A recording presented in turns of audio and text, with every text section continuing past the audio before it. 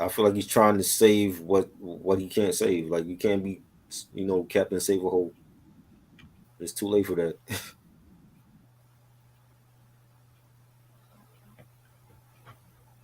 If she don't want to be saved, she don't want to be saved. You know what I mean? Yeah, she want out the dick. So I mean, why would you want a wife like that? He could have stayed single and not worry about signing some prenup and shit. You know,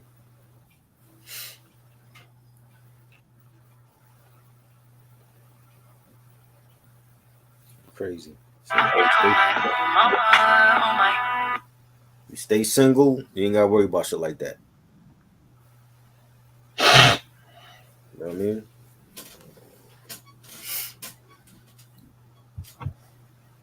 Stay single.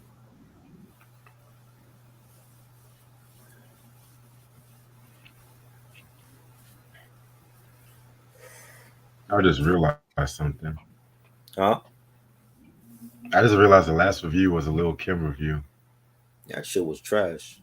Wasting my time. Like, we gotta stop doing that. Like, wasting each other time doing shit like that.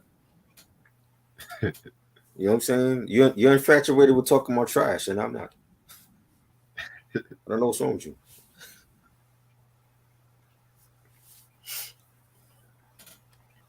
Oh, shout out to my boy Jalen. He's coming next week. Just Jalen is shooting a new video next week, so looking forward to that. Dope. You know what I mean? I need this. He needs. I've been told him like, yo, we got to get you on here so we could talk about his album. His album is one of the best R&B albums this year too. You know, Okay, we'll definitely set this. We'll set it up. I'm like, come on, Jalen, like, you know what I'm saying? You doing remixes for your album, and we didn't even talk about your album sound out.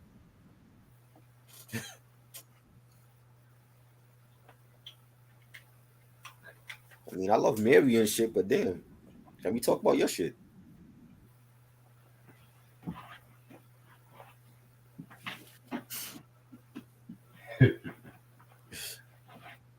You know,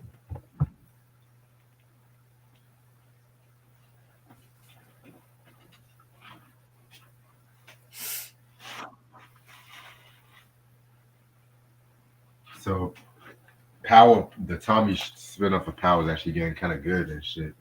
yeah. I still feel like they're just running around doing shit. Like, there's no real threat this year, other than the girl's brother. That's really Right. about it. You know what I'm saying? And Tommy trying to keep his nephew out of prison for shooting the cop. But what are they really doing this year? Last year he had a real threat. You know what I'm saying? This year is like they just running around with their tail between their legs.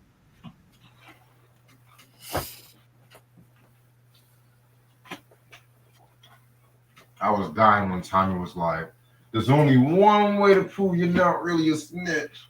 Uh huh. Crazy.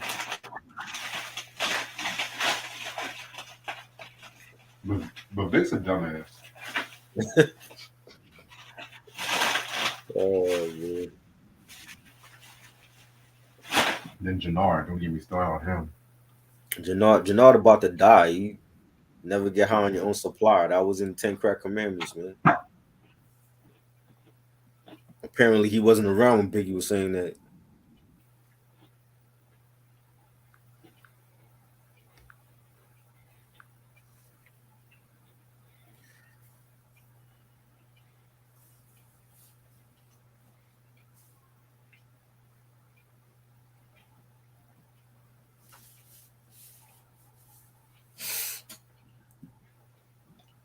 Happy Friday the 13th to you. It was just a fucking holiday or something. It's a regular day. They already trying to make Halloween into a unofficial holiday now. I thought it's been a holiday. No, it's not a holiday. Back in the day, like I don't know about everybody else, but we chose not to go to school on Halloween just Oh because wow. in New York City they would. But back I don't know how it is now. Back in the day, They would do like they would throw eggs at the kids and fuck them up. And we didn't go to school on Halloween. Never went to school on Halloween. So that was our unofficial holiday for us. We didn't give a fuck about what the teachers thought. You know what I'm saying? I don't know what they do now. What the kids do now in school, but I don't know. We wasn't going. You know, but they trying to really make it like an unofficial holiday. Like they selling like Halloween, gift baskets now for your boo and shit like that. They call them boo baskets. Boo baskets. You know what I mean? That's Like that's it's cute. it's like the equivalent of what you would give your shorty for Valentine's Day. It's like a real Halloween basket with like treats and stuff in it. I'm like, what is this? Since when is it a holiday? You know? I'm gonna give somebody a boo basket. Oh man, crazy.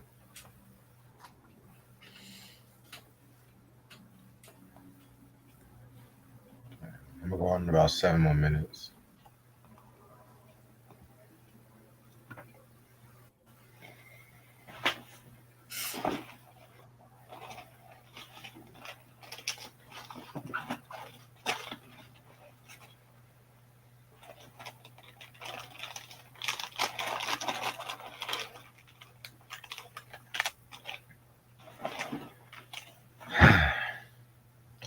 So Jimmy Fox is gonna be in another new movie. Which one? He's playing a lawyer that went to. He Oh actually went to yes, my I school. think it's out already. Yeah, it's already out. Okay. Oh, they filmed it at your The school? bird. No, no, he's based on like educated from my school. Okay. Yeah, that's what's up. I still got to see Strays with him and Will Ferrell. I didn't see that. There's like two other movies he came out with I didn't watch. Yeah, the Tyrone movie that was a good ass movie. Yeah, that one I didn't see yet. And I think something with God is a bullet or some shit. I didn't see that one out. Oh wow. You know what I mean? Jamie been on his shit for somebody that's sick. He been doing a lot. He's not letting that slow him down. Keeping himself busy for somebody that was almost dead.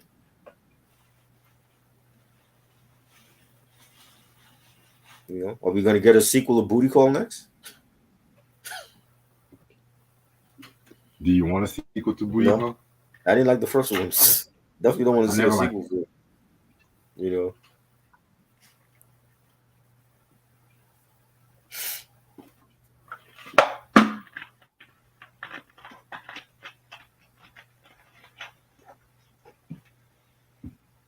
The only thing I liked about that movie was Vivica Fox. That was it. that was it. That was the only good I thing didn't like about it. I didn't like Jamie Foxx's braids or whatever. I didn't like none of that shit. He looked like a moron with that. You say he looked like a moron? Yeah, just the shit they were wearing in that film just looked suspect.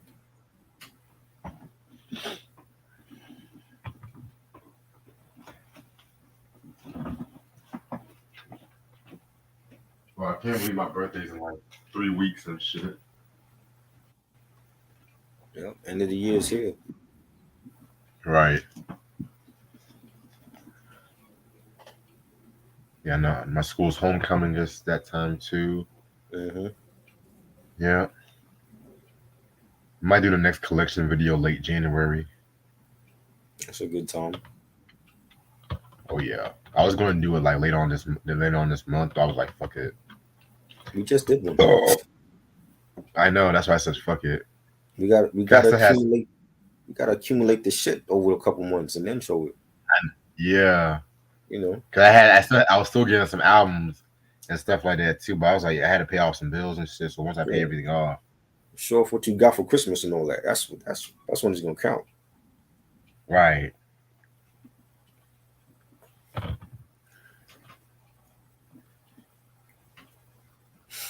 It's the first time I heard Victoria Monet and shit. You ever heard of her shit before? Yeah, I kept mixing her up with Heather Victoria because they both came out around the same time.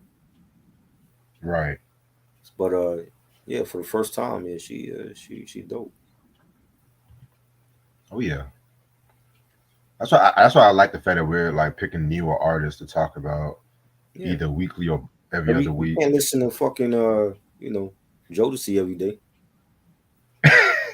You know what I'm saying? Some heads they don't want to listen to the new shit. They want to just stay in their old school bag, and that's great. But there's some good new shit that's out here. So I can't Right. listen to Mob Deep every day. Sorry, can't listen And to you don't listen to Jodeci Biggie, every day. Yeah, the Biggie every definitely day. can't listen to Biggie or Pac every day. Nope, I'm good. Originally, I wanted to talk about Grand Puba's 2000 now, but I might save that for the week after next. Yeah, 'Cause I might give myself a little break after the 10th anniversary show.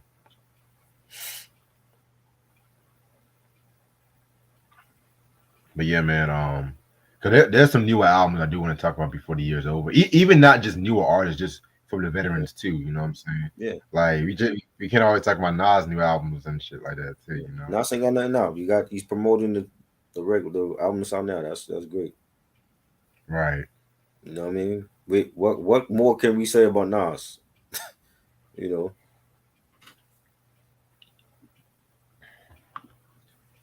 All right. Well, I'm ready whenever you are. let's go. What's up, YouTube? How's everyone doing this lovely Friday night? It's your boy Reg in the building. I got my homeboy Try with me. Yo, It's good. Before I start, I want to give a rest in peace to Rudolph Isley. Rudolph Isley, one of the oldest members of the Isley Brothers. You know what I'm saying? He tragically passed away I think like yesterday. He was 84 years old. It's kind of crazy too because around the time he died, he was actually planning on taking Ron Isley to court over the band trademark name and everything like that too. You know what I'm saying? So people want to say, "Oh, Ron sacrificed his brother." I'm just like, nah. Nigga was 84 years old, man. Let's just stop right there. everybody got beef with Ron. Didn't Jasper have beef with him too? Yeah, Chris Jasper. Yep, he had beef with Yeah. Ron Isley, Jesus Christ. and yeah, there's a lot of. I mean, I like Ron Isley, but there's like a lot of shit I got side eye him about too. Hmm. You know what I'm saying? But yeah, rest in peace to Rudolph Isley. You know what I'm saying? You can definitely hear his voice on a lot of the earlier Isley Brothers recordings, like Live It Up, Pop That Thing. He was like the big heavy set dude from the Isley Brothers and shit. He actually retired like in 1989. He wanted to become a minister Mm. and everything like that too. So rest in peace to him. All right. Excuse me. The album we're going to talk about today, we're going to talk about Victoria Monet with her debut album, Jaguar 2. This album came out August 25th, 2023 on Levitt Music, which is under RCA. It came out with singles such as Smoke, Party Girls, and On My Mama. Producers include D-Mile, Deputy, Dreddy, Jeff Gittleman, K Tronada, Tim Subi, X STTRK, and Yogi. The only guest appearances are Lucky Day, Buju Benton, Earth, Wind, and Fire, and Hazel Monet. So yeah, you guys, like I mentioned earlier, this is actually the first time I've actually heard Victoria Monet. Hmm. Everyone kept telling me this was like one of the best R&B albums of the year. You know what I'm saying? Which this year has been very good for R&B. I'm not even gonna hold you. And try you this is your first time you heard it too? Yep. First time I'm hearing him. All right, all right. So You know. no grand introduction, no life changing story. Let's just jump right straight to it. So for those who don't know who Victoria Monet is, she is a singer born in Atlanta, Georgia, before moving to Sacramento, California. Music. She pretty much just grew up with music and performing in like holiday plays and singing in the church. and everything. Like she was born like in a very musical family, and so she actually got into like songwriting, and this led her to writing her own music and everything like that too. So what ended up happening was the fact that she had a MySpace, and she got discovered by Rodney Jerkins, which you guys know as Darkchild. Hmm. And they added each other on MySpace, started networking, and next thing you know, he invited her to audition for his new girl group he was forming called Purple Rain. Oh And wow. Purple Rain pretty much landed a deal on Motown Records and everything, but then Motown dropped them, and the group pretty much disbanded. So she actually started writing music, and one of the people that actually witnessed her talent was Sean Puffy Diddy Combs. You know what I'm Of saying? course. And pretty much, he had the Dirty Money album, Last Train to Paris. She started writing for that album. That's where I heard her name. That's where I heard her name. It's like And I, that I heard era. the I heard the album. I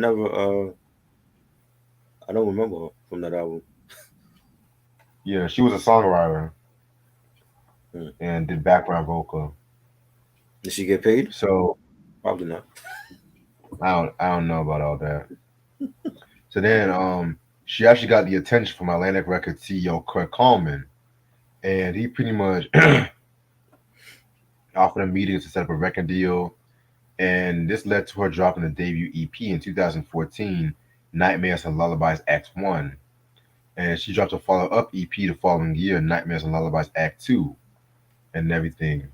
You know what I'm saying? So I never heard those EPs, but I did remember hearing her name a lot around that time.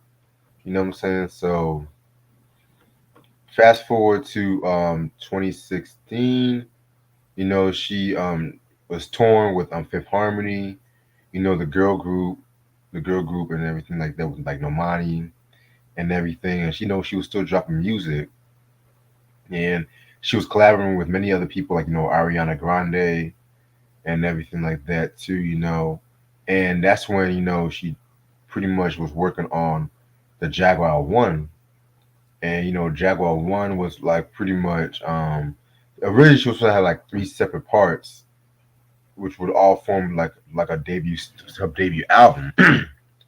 And so the first Jaguar came out on August 7th, and pretty much that pretty much got her a lot of buzz and everything like that too. And then fast forward to the recent times, that's when she started working on this record right here too.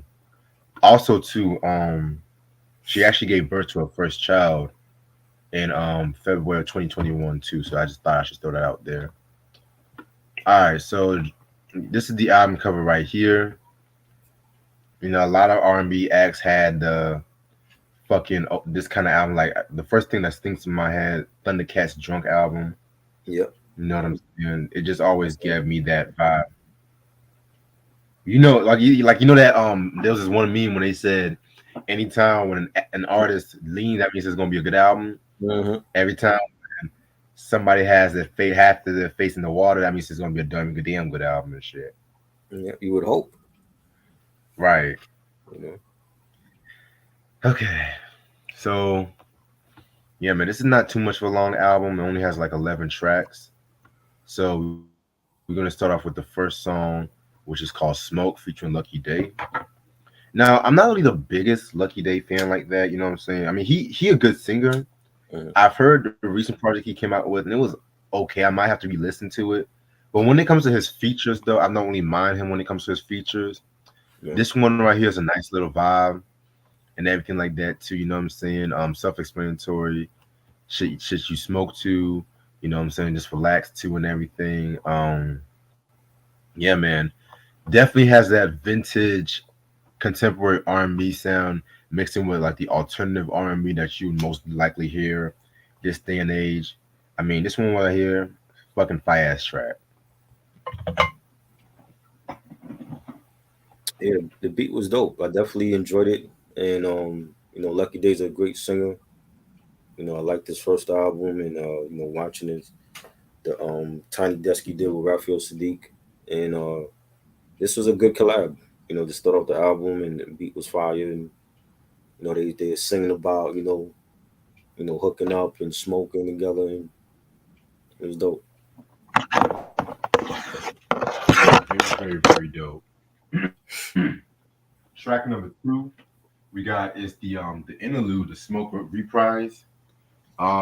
Just like an outro continuation of like the smoke song, very smooth, very melodic, and everything. So yeah, I'm not mad about this. This one was hot.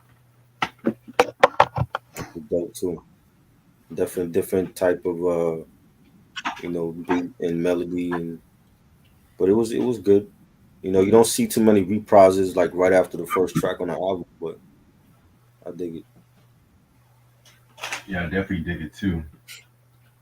Track number three, Party Girls featuring Buju Banton. This definitely is a favorite song of mine.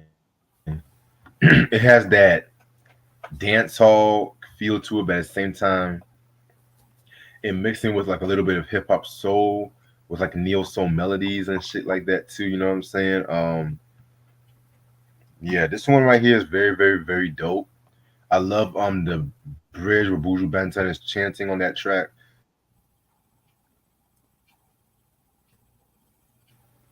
Excuse me. You know what I'm saying? Yeah, it was fire. Definitely, Buju's a legend, and it had a Caribbean R&B sound to it, and he killed it. Definitely was one of my favorites on him. Yeah, I agree. All right, track number four. All right. Um, this one was more like a commercial, kind of like a club kind of song. It was okay. Really wasn't really one of my favorites on this record though, but I mean, I can vibe to it. Like it, I definitely like it. Had a club sound to it, a dance track. Victoria did her thing. Nice beat.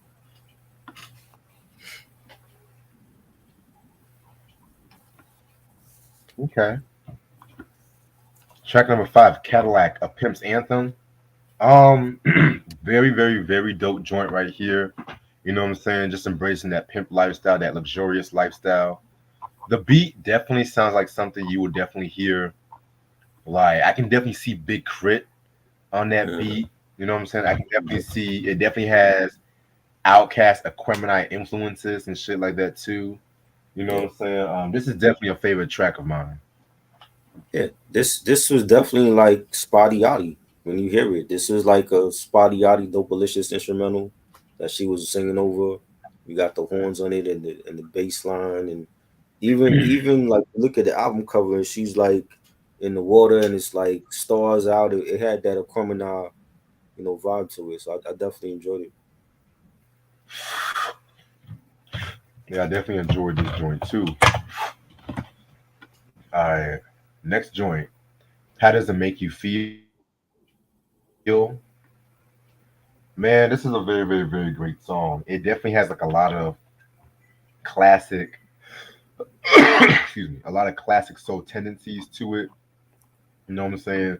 Just questioning the lover and everything. I mean, this one right here. I mean, this should be a single in my opinion. Yeah, this was a great ballad, best ballad on the album. Definitely had an old school R&B sound to it, and that's what's missing from today's R&B, and they're not doing a lot of ballads because a lot of them can't sing. So they A lot can't of do a artists. ballad if they don't have no vocals. You know what I'm saying? But this is definitely a great ballad. Um, the whole mood of it, the sound was dope. Yeah, definitely a very, very, very warm, sensual ballad. Track number seven, On My Mama. Yeah, this one right here was another cool song right here. You know what I'm saying? It used the sample the On My Mama, On Mm. My Hood, I look fly. That sample which Oh, good. that song by Charlie Boy, I look good from '09 Hmm. and Hmm. everything like that too. You know what I'm saying? Yeah, she definitely did a thing on this one right here. You know what I'm saying? I mean, this was a hot joint. This is a banger. It has like a West Coast bounce to it. You know, big hit right now. and yeah, I like it. She killed it. Yeah, she definitely killed it. Next track is called "I'm the One." "I'm the One" was pretty cool. You know what I'm saying? You know, not really one of my favorites, but definitely a nice little vibe here. That was dope. I like the beat for it. Definitely a bang out uh album banger. And she did her thing on this one.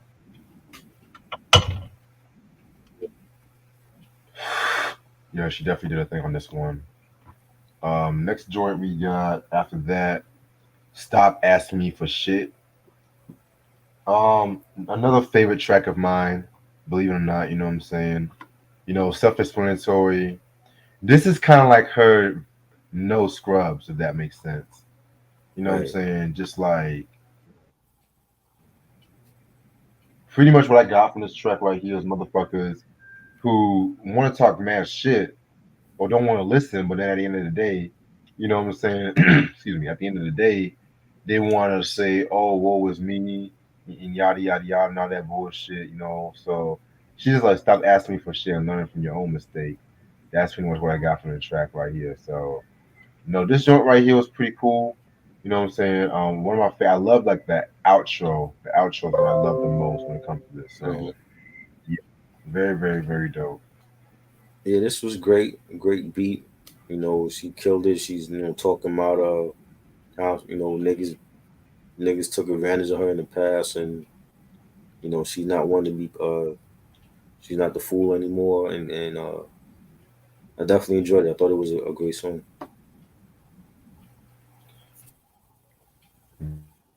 Very great song indeed. All right, next song is Hollywood featuring Earth, Wind, and Fire and Hazel Monet. You know what I'm saying? Of course, Hazel's related to her. I'm not too sure. I think I want to say that's a daughter. I want to say. That's our daughter. Hold on, hold on. While I do that, this was a very great song. Mhm. Nah, it's not a daughter, nah. But yeah, this was a very, very, very great song in my opinion. It has Philip Bailey, yes, the great Philip Bailey on vocals and everything like that too. You know what I'm saying? His motherfucker still sounds the same, even better. You Mhm. know, it definitely gives a good mixture of the vintage Earth, Wind, and Fire sound. You know, mixing with like Victoria Monet sound and stuff like that too. Rest in peace to Maurice Wright. You know, his legacy will still live on and shit like that. It's a damn shame he passed away from Parkinson's and shit, but yeah, man, he definitely did his thing. Oh yeah, this was great. Earth and Fire. They're not collaborating with just anybody. So the fact that she got Earth and Fire on here is just that says a lot. And I think there was great chemistry with her and Philip Bailey on the song. A beautiful ballad as well. This should be a single also. And this was good. Definitely. And the last track off this album is Goodbye. Another one of my favorites off this record. It's like another nice outro track. You know what I'm saying? Motherfuckers don't even do outro tracks like that no more. But this one, yeah, she definitely hit the nail on this one. You know what I'm saying? Singing about her lover and everything like that too. So yeah, I like this one.